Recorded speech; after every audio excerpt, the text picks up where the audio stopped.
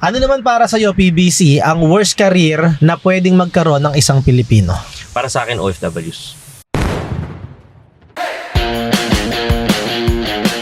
Ano naman para sa'yo, PBC, ang worst career na pwedeng magkaroon ng isang Pilipino?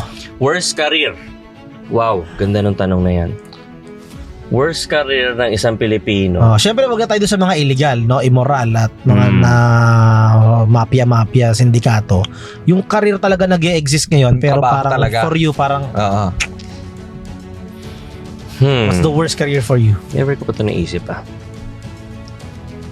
So, pwede bang worst career na lang for negosyo?